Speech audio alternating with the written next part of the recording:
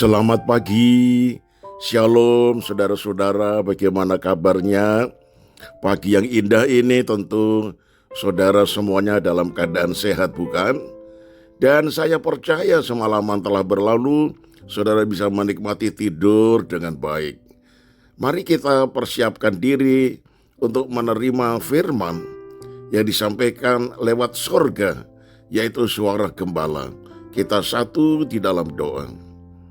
Segala puji dan syukur kami naikkan kepadamu ya Bapa yang kami sembah dalam nama Tuhan Yesus. Karena anugerah-Mu di pagi ini kami boleh bangun dalam keadaan tubuh yang sehat. Itu sebabnya kami mau menerima firman yang akan disampaikan kepada kami sebagai bekal kami hidup khususnya di sepanjang hari ini dan seterusnya.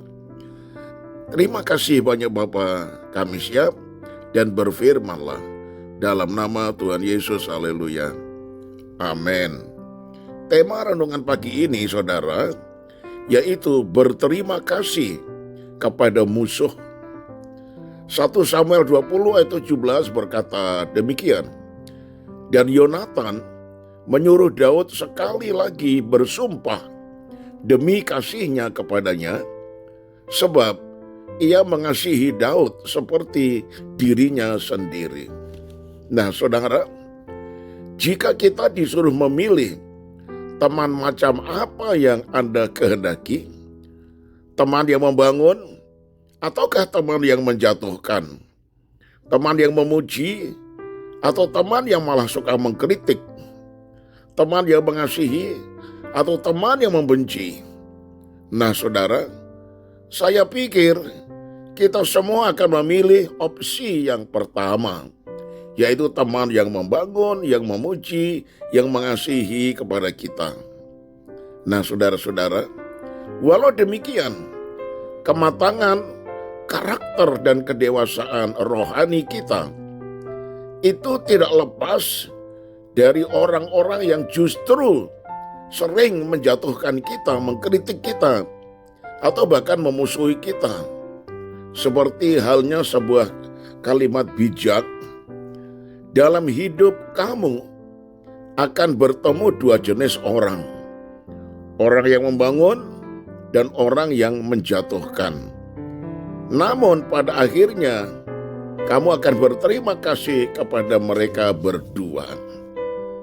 Nah saudara, Tuhan bisa memakai sahabat untuk membangun kehidupan rohani kita, sebagaimana Yonatan bisa dipakai Tuhan untuk menolong Daud saat hendak diburu dan dibunuh oleh Saul ayahnya.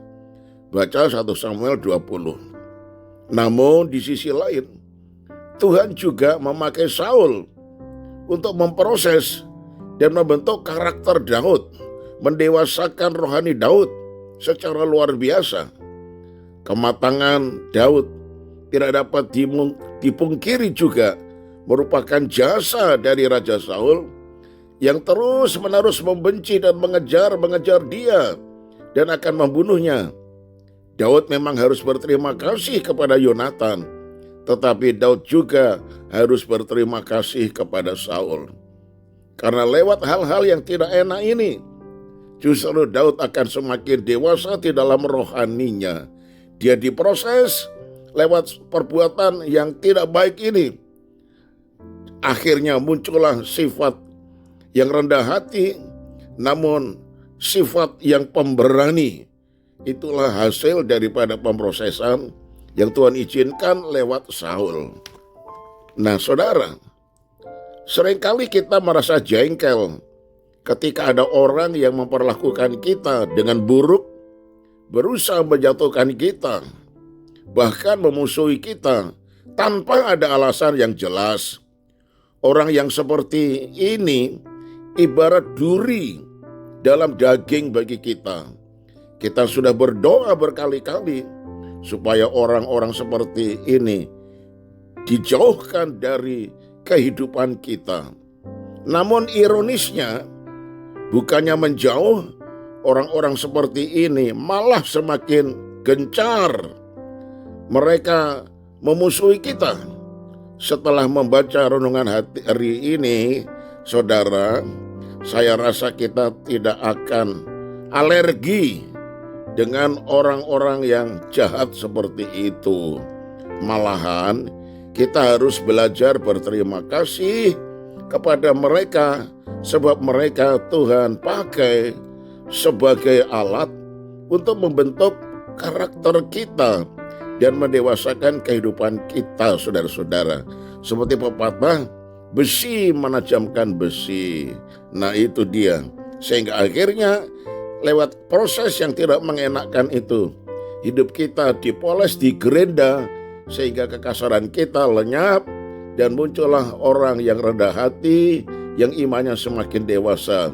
Seperti emas yang terus dibakar, dipalut, digembleng, akhirnya keluarlah emas yang murni.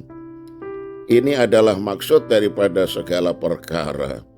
Sebuah perspektif yang perlu kita renungkan, kiranya benar-benar kita mampu berterima kasih kepada orang-orang yang memusuhi kita. Saya tutup dengan kalimat ini, berterima kasihlah untuk sahabatmu, tetapi juga untuk musuh-musuhmu. Amin. Kita satu di dalam doa. Firman-Mu ini memang sulit kami terima secara akal manusia, tetapi memang faktanya demikian. Hidup kami terbentuk sehingga kami menjadi ada sebagaimana kami ada, dewasa rohani, sabar, suka mengasihi, dan lain sebagainya. Itu oleh karena ada orang-orang yang tanpa kami ketahui dipakai oleh Tuhan untuk membentuk hidup kami. Melalui orang yang baik, orang yang selalu mengasihi, tetapi juga lewat orang yang selalu mengkritik kami, memusuhi kami, membenci kami. Semua saling bekerja sama mendatangkan faedah, supaya hidup kami semakin bersih, semakin kudus, semakin cemerlang, semakin dewasa rohani di hadapan Tuhan. Itu sebabnya, ya Tuhan, ajar kami berterima kasih kepada orang yang berbaik hati kepada kami, tetapi juga menghargai berterima kasih pada orang yang memusuhi kami. Segala pujian hormat bagi kemuliaan nama-Mu kami serahkan hidup kami sepanjang hari ini dan seterusnya. Tuhan buka jalan selalu dan memberikan berkat kepada kami. Demikian juga anak-anak kami semuanya, Tuhan akan memberkati. Hari-hari libur ini, kiranya Tuhan menyertai anak-anak-Mu yang berangkat menuju ke kampung halaman.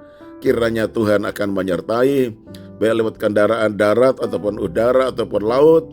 Tuhan menyertai semuanya. Dan yang masih sakit, ulurkan tangan-Mu menjamah dan menyembuhkan mereka. Dalam nama Tuhan Yesus kami sudah berdoa. Haleluya. Amin. Nah, saudaraku, shalom. Tuhan Yesus memberkati dan tetap semangat, Tuhan beserta.